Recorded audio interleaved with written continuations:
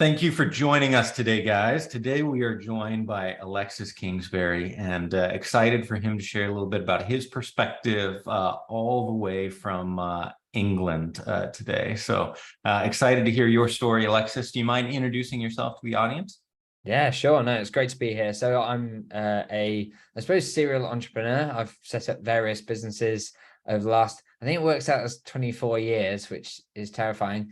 I have set up, built, exited, sold some of my own businesses. I still own two software businesses at the moment, which means that I have essentially responsible for a remote team of team members from 9 countries across 5 continents.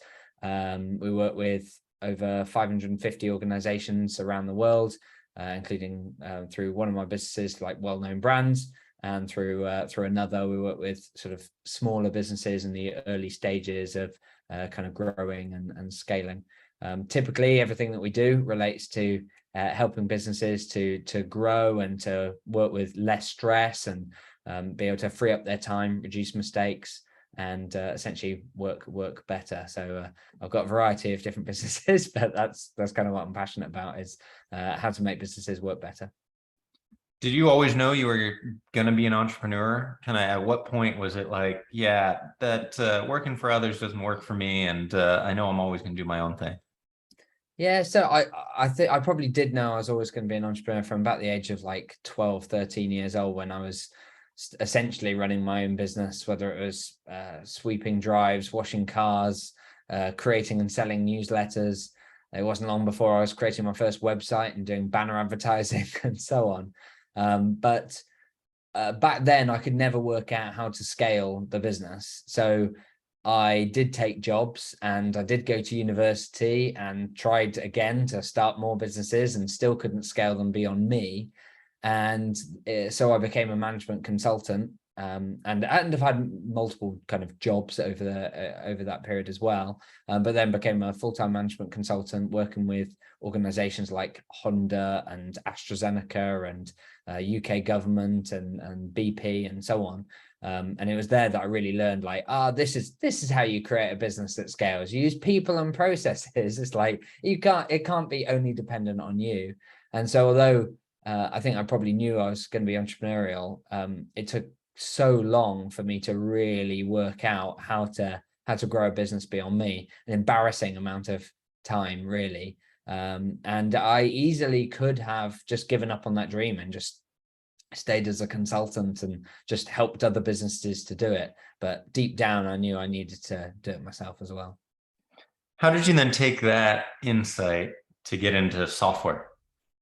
Yeah, so when I was consulting, I met my now business partner.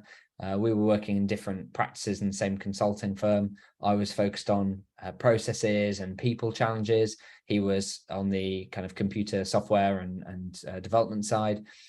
And we got on really well. We were great friends. And after lots of chats over beers, we decided, actually, yeah, we both at some point would love to grow a software business. I'd always been techie in my background. You know, some of my businesses had been building computers or providing IT support or whatever. He had a coding background. And so it felt like we could create something cool together. Initially, when we left the consulting business, we started a consultancy. We didn't know what software business we wanted to build. So we did consulting so that it would give us some time and money to get and give us that space that we could then create a software business. And so that's where we started, and we iterated and tried came up with loads of different ideas before we settled on our first software business, which was SpiderGap. And after a few pivots, it became a 360-degree feedback tool, which is now one of the top-rated 360 feedback tools in the world, used by lots of big companies like 3M and Swarovski and Pepsi and Fitness First and so on. But it took that jump from learning, okay, this is how big businesses scale. It then took a long time before we were in a position to even start hiring, or at least it felt like it did.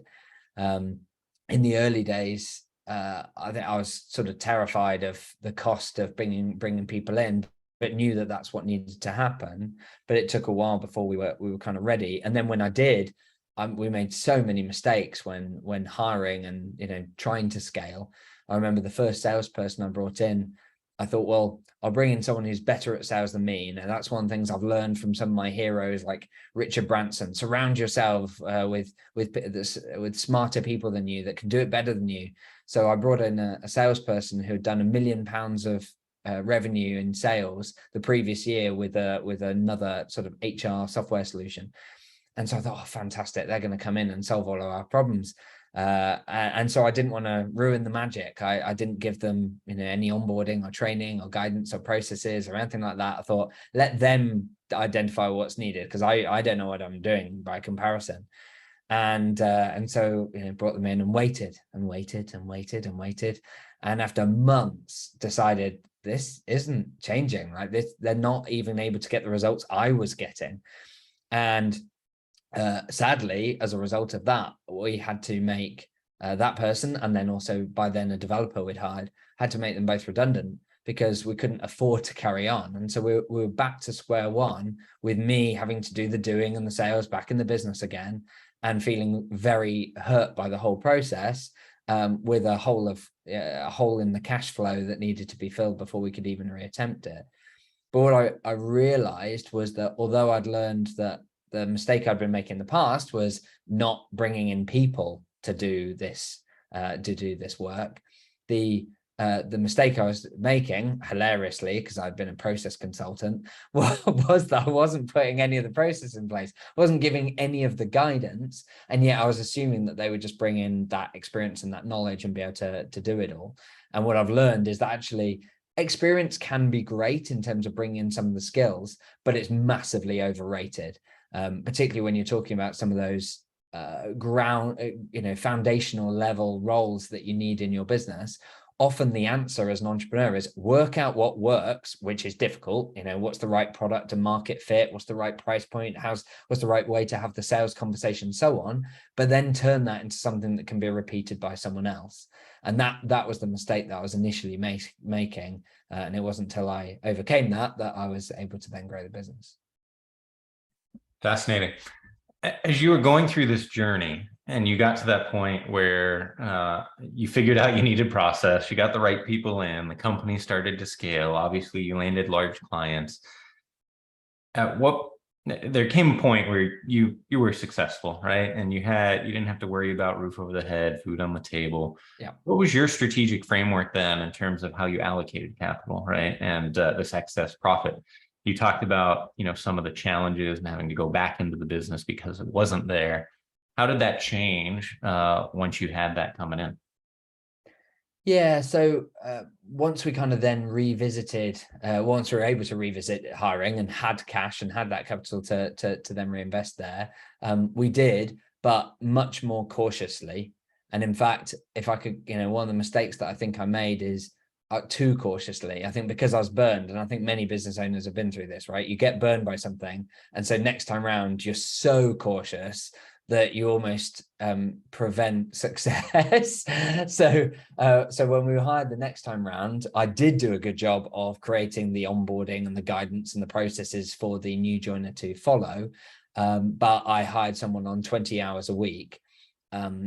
Because I was just, you know, worried that if I hired a full-timer, or indeed nowadays people talk about, you know, if you assuming you can hire two when you're hiring like your first salesperson, hire two, because then you got comparison and so on, which I did about a year later after that journey.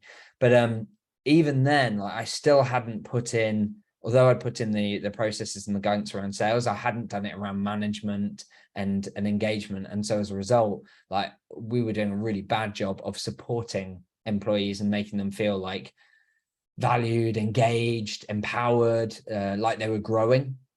And so when we found that person who'd been working part-time for us was doing a good job, but wanted to leave, that was a real wake-up call to realize, yeah, we need to create an organization that we'd be proud of and can grow and scale based on how it manages people. And I think then we went properly full tilt for it and hired two full-timers into sales and created those processes. and then did a really good job of that, which meant that those two people that joined then are still with us today. And I think in terms of a capital allocation, I think that's something that we, from awesome books like Scaling Up by Werner Harnisch, or Profit First by Mike Michalowicz, and so on, like they provide good outlines of when you get to these stages. Another one is Ready, Fire, Aim. They give a good sense of when you get to these stages, this is broadly where your money should be going. And so it's using those that I sort of allocated capital and made sure that we were reinvesting in marketing, made sure that we were investing in the team and growing it and so on organically. At no point did we take any funding. All of our growth was organic through that entire period, and growing to where we've got it today. But I think, we couldn't have got there if we hadn't have learned from some of the big mistakes that we made along the way. So you talked a little bit about culture. So I want to dive in a little bit there, right? Because the part-timer, it sounds like, didn't see a future, I'm guessing, right? So part of that is obviously solved by having full-time roles, by having process. Were there other things on that cultural perspective and creating that vision that you guys needed to invest in? And how would you articulate or prioritize or suggest to the listeners, right? Hey, start with this as you're looking to build culture. Yes, definitely. So I think we hadn't got that in place. I think it's safe to say when exactly as you say that part-time employee kind of didn't see the future. I think certainly one of the first things we did was establish the values. We looked at, and in fact, I remember I was asking them, what do you think our values were? And it was interesting to see how easily they were able to articulate some of them that we were struggling to do, right? That they were able to say, oh, well, I'd say one of your core values has got to be around always looking to improve. Like you're always looking for feedback, always looking for what's the new challenge, and you're proactive on then improving that. And so it's like, actually, that is one of our core values. And through dialogue and discussion and iteration, we ended up with our 5 core values, which now haven't changed for 4 or 5 years. Like, there are at various points we'd make tweaks, but we still regularly review them to check, are these right? And they've been really stable and really helped us in terms of finding the right talent for our organization, making sure people are the right fit, managing people and helping them deliver those values, but also helping us make tough decisions when it's needed. So I think that's been a fundamental starting point. And it's not just about creating a PowerPoint slide or a poster on the wall. You have to look at every part of your business and look at how are you demonstrating these values throughout it? How are you assessing for them in part of your recruitment process? How are you using them as part of performance management, but also day to day, just recognizing achievements but recognizing behaviors? I think there's a phrase from the 1 Minute Manager or Effective Manager, where it talks about catch people doing things right. We're a big believer in look for the team doing those things, and then recognize them against one of the core values as appropriate. And you start to get more of those behaviors that you want to see. So I think that was a really foundational starting point. But then after that, we then did things like, okay, what's the vision, and where are we trying to get to in the next 3 years, and what's our purpose? Who's our ideal target customer? What are we doing for them? And all the kind of things that are now well covered by, whether it's in Scaling Up, they call it the 1-page strategic plan, whether it's in Traction, they call it their VTO. Like there's loads of different structures. You've got lean canvas and so on. Like there's loads out there, but essentially it's a very similar setup, which is, what are your values? What's the vision? Who's your target customer? What are you doing for them? How are you reaching them? And I think the more we got clear on that and shared it regularly and beat that drum, the more that the team really kind of rallied around it and got aligned and have been able to perform. So since you're a process guy, I'll lean into that. What was the one process that you put in to create structure or repeatable behaviors to ensure that message, whether it's core values, whether it's vision, whether it's catching people doing the right thing, actually permeated within the organization? Yeah, so it's funny. I think there's I'll start with something that's technically not strictly a process, but a structure that we put in place, which would be meeting rhythm. putting in regular meetings with a standard agenda that made time for these things. Like I remember prior to us putting a meeting with them, if I got busy, I'd kind of disappear, and the team might go a week or more and not really see me, particularly because we work remotely. But even if we had an office, given what I bring to the organization, it wouldn't be surprising if I'm like just disappearing off and going and doing sales or marketing or you know, strategic partnerships or whatever, and the team might not see me, or even just, you know, I'd have my head down.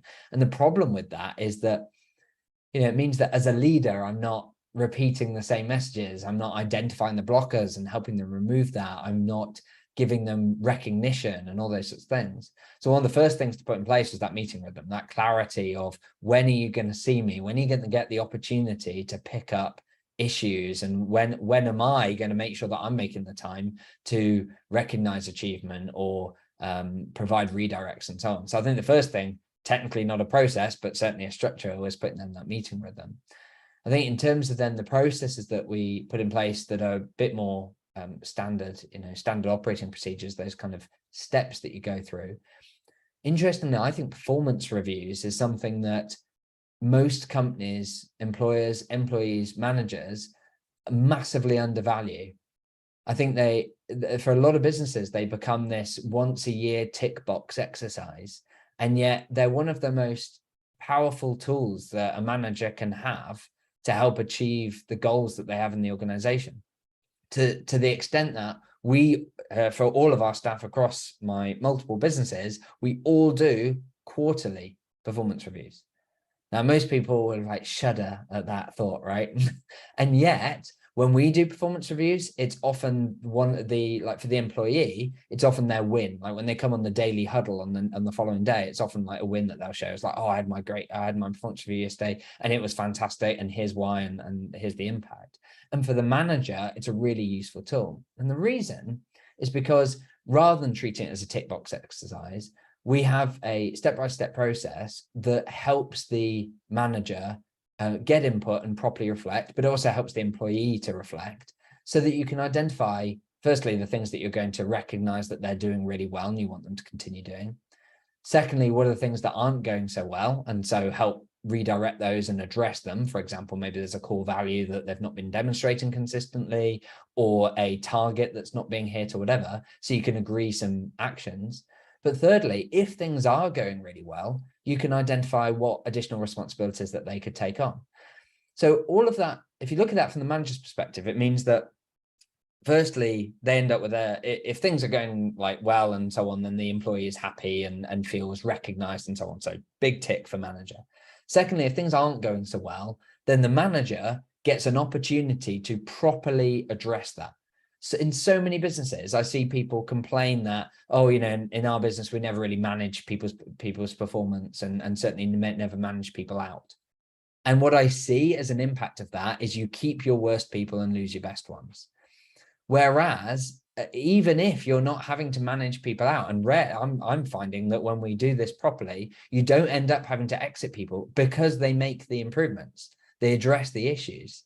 I think a lot of managers think, oh, you know, a performance management process is a legal tick box exercise so that you can extract someone without being taken to court. But actually, we've found that you can genuinely turn someone's performance around by being really clear about what they need to do, setting a deadline for when it needs to be done by, and supporting them in doing it.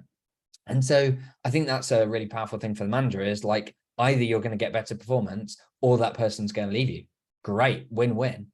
And then thirdly, and perhaps the most unvalued, is that ability to get other responsibilities covered. As a manager or a business owner, one of your biggest challenges is that you are so busy. There's infinite additional things that you could be doing to grow or have more success or be more profitable or just have time to enjoy with your family. And yet the biggest challenge is there's so much that you're having to do and that no one else can do. And yet your best employees, if you're having regular one-to-ones and doing those regular performance reviews, that's your opportunity to say, hey, you're doing great. Here's what I'd like to see, you know, here's where I think the opportunity is for you to take on more responsibility. I currently have to update the team dashboard every week so that I can analyze where are the biggest gaps, where could performance be improved. How about you help me by putting that together and doing that first analysis and adding your own comments first.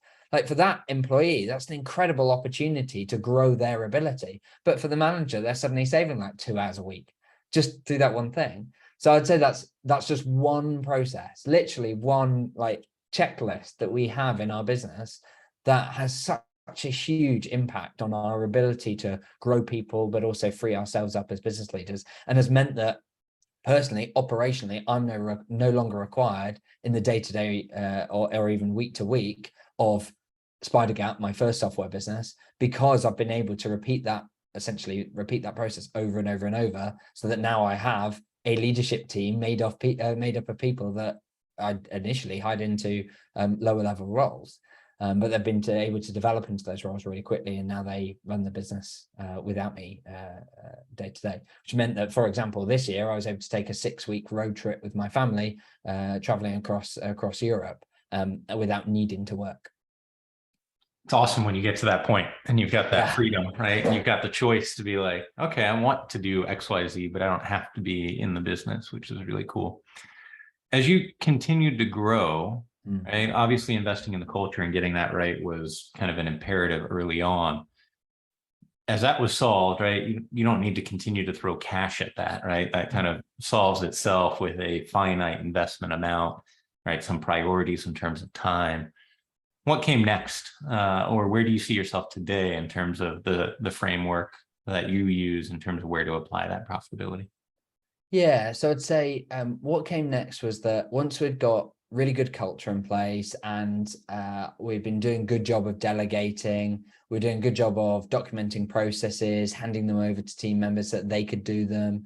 And even that was helping us sort of both free up our time, but also kind of reduce mistakes and help things work smoothly in the business, so that we got fewer derails and didn't have to work on holiday and those sorts of things. But we did, as we start to grow, we start to hit a challenge around two things. One was the hiring and onboarding process and how much time that took. Because, although we've done a good job of finding A players and bring them in and getting them up to speed, it was taking months to get them performing well. And that's pretty common, I think, for most businesses, but also so much of my time as a leader or, in the manager's time. So one of the things that we put in place was essentially self-service onboarding, the ability for people joining the organization to be able to follow processes, follow checklists to get set up and be able to perform well in days rather than months. And rather than me having to spend hundreds of hours literally like spoon feeding new employees information, like what are our values, but also role specific stuff like how do we conduct a sales call. Instead, we had all of that available so that they could learn that, and therefore the time spent with myself or a manager is on the value add, it's on the conversation about it, or it's on doing a role play or whatever. So that was really powerful. The other challenge we had was that I was still managing the processes. I was still like, the one on top of all of it, just making sure everything, like being the puppet master, right? So in theory, although everyone had processes and the onboarding and so on to follow, when there needed to be new processes or updates to those, or people weren't sure where to find things, then it would come back to me. And what we found is that a lot of the tools that we were using for it, everything was a bit of a mess. Like we had different tools. We were using Word and PowerPoint and Asana and Loom and all these different tools. We're using Process Street and so on, like loads of different tools to try and achieve the goals. And what we found is that actually you need everything in one place. And so initially we started doing that with some of the tools that we had, but it was kind of that lesson that we learned that led us to create our second software business, which is Air Manual.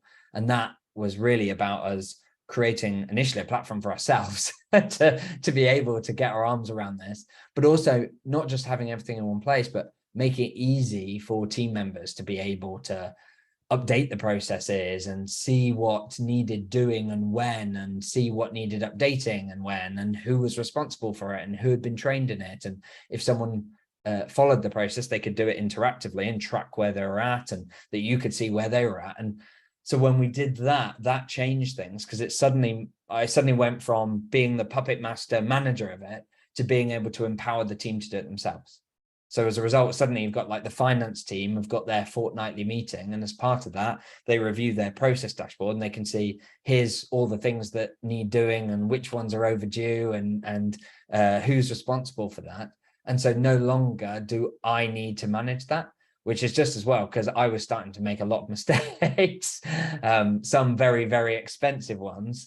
So that was kind of the next area in which we were investing, really, was setting up those systems and the processes, and not just that, but like creating the culture of having teams that were responsible and held accountable for keeping processes and stuff up to date, and that we set the realistic expectation that people would use that guidance and use their process to get stuff done, and that was huge, because suddenly it meant that I wasn't, not only was I able to not get involved in the day-to-day, but that's what really leads to being able to be out of the business for like 6 weeks, because not only are they able to just do the business as usual, they're able to tackle issues as well. Because mistakes get made, all those sorts of things, but instead they're the ones that go, okay, so we made this mistake, let's address this mistake, but what happened in the process that led to it? Like, what could we have done earlier, upstream to do it? Which means that it's really nice, because it means that it's not, when I'm out of the business, it's not just it ticks along, but I can see it improving as well, which is really cool. That's awesome. And I'm sure if we were to continue to say what's next, that will be your third company that is then coming down the line, which is awesome to see kind of how each phase and iteration has gone along the way, and excited to see that come through. But Alexis, as we're wrapping up, if you were to leave one piece of advice with our listeners, what would that piece of advice be for them?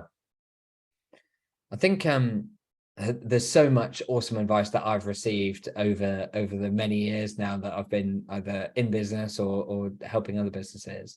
I think relating to pick something related to what we've been discussing, I think one of the big things was structure gives you freedom. And I think I share that because I've spoken to business owners, small and large, some of whom kind of resist that structure. And although I think in general, I'm a very structured person, I'm not always the best at following that. In many ways, I'm a typical entrepreneur in that I see the shiny. Like, I've run a lot of different businesses over the years with various different products and whatever. And so I'm often at risk of that. And so the temptation is to look at the structure as a straitjacket to your progress. But the better way to look at it is that as an entrepreneur, as a business, as a business owner, you kind of just have two jobs. The first job is work out what works, find out that product market fit or whatever, and then put in the structures that allow that to happen repeatedly and give you the freedom to then go work out what works, a new marketing channel or a new product, new business, for example, or even just, time with family. But I think that's the big thing that I learned, is that cycle of find out what works, then put in the structure that gives you the freedom to find out what works, and then put in the structure that gives you the freedom. Like, going through that, I think, is key, because I think it's counterintuitive. I think that a lot of people think, oh, well, if the structure, that's like red tape, and therefore I won't have freedom if the structure. And it's the exact opposite. That structure in your business makes you free, which reminds me of, there's a Peter Drucker quote, which is that no institution can possibly survive if it needs geniuses and superhumans to manage it. Like, it must be able to be run by a group of average human beings. And so if you as the business owner are constantly thinking, oh, I just need to be better at this, and I need to do all of this, then the business won't survive in the long term. All it'll take is a bereavement, or you getting injured, or burning out or whatever, and suddenly it all falls over. So you've got to make sure that those structures are in there so that it's easy to run the business. I had a sticky note on my desk for a long time when I was in corporate that said, you're just a cog in the wheel and you're easily replaceable. And it goes to how it has to be set up for it to run smoothly, right? And it wasn't until I stepped out that I understood why that was such an important thing within the organization, and why I didn't fit within the organization as well, right? But Alexis, for the listeners who want to connect back with you, what's the best way for them to reach you? Yeah, so obviously people can connect with me on social media. I'm particularly active on LinkedIn, Alexis Kingsbury. There aren't many of us. There's even fewer that are male, and there's only one that's the co-founder of Air Manual, so you should find me pretty easily on there. But also, people may want to check out. We've got a podcast that we're doing called De-Stress Your Business, which you can find at destressyourbusiness.com, where we're providing guidance based on our experience growing the business and doing those things. I'm also running regular webinars, including I've got one coming up on how to free up 15 hours a week of your time, remove the constant stress, and unlock business growth, where we go through some of the things that I've talked about, but in more detail, and practically apply that to people's businesses so that they can kind of achieve those results and unlock the growth. So they can check that out at airmanual.co/webinar. But otherwise, yeah, reach out on LinkedIn or other social media forms, and yeah, check us out on airmanual.co. Very cool. Appreciate the time and the insight today, Alexis. Fantastic. It's been great. Thank you very much, Liam.